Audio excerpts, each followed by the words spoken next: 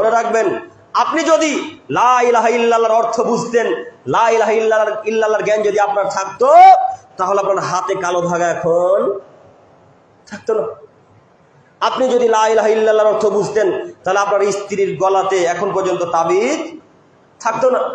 আপনি যদি লা ইলাহা ইল্লাল্লাহর অর্থ বুঝতেন, তাহলে আপনার ওই যে আজকে ওই বাচ্চা ছেলেটার বয়স 6 মাস, ওই বাচ্চা ছেলেটার মাজাতে কালো ধাগা থাকতো না।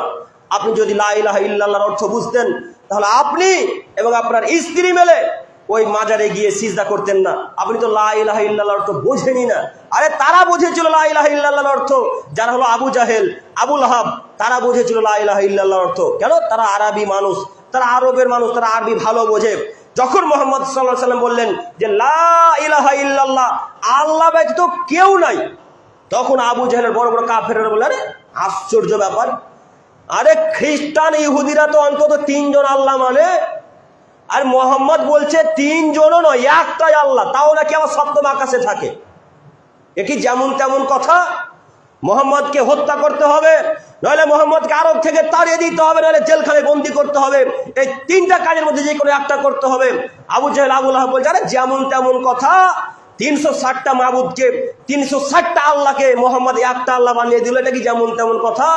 তারা বুঝেছিল লা ইলাহা ইল্লাল্লাহর অর্থ, লা ইলাহা ইল্লাল্লাহর অর্থ বুঝেছিল, এই জন্য তো তারা লা ইলাহা ইল্লাল্লাহ পাঠ করেনি।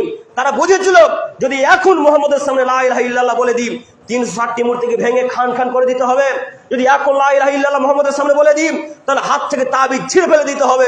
যদি এখন লা ইলাহা ইল্লাল্লাহ বলে দিই, তাহলে মেয়েদের সাথে আর ঠাট্টা ফুর্তি মজা ফুর্তি করা যাবে না। এখন যদি মুহাম্মদের সামনে লা ইলাহা ইল্লাল্লাহ বলে দিই, তাহলে অন্যায়ভাবে মানুষের মাল আত্মসাৎ করা যাবে না। এখন যদি আমি লা ইলাহা ইল্লাল্লাহ বলে দিই, তাহলে মুহাম্মদ সাল্লাল্লাহু আলাইহি ওয়াসাল্লামের কথা আনুগত্য মেনে চলতে হবে, মুহাম্মদ সাল্লাল্লাহু আলাইহি ওয়াসাল্লামের কথাকে মেনে নিতে হবে, আমার আর নেতাগিরি করা চলবে না। এই জন্য তারা লা ইলাহা ইল্লাল্লাহ বলেনি। তারা লা ইলাহা ইল্লাল্লাহ বলে, তারা অর্থ বুঝতো। আপনি অর্থ বোঝেন, আপনি কিছুই বোঝেন না। আপনি লা ইলাহা ইল্লাল্লাহ বলেন, আবার মাজারেও যান।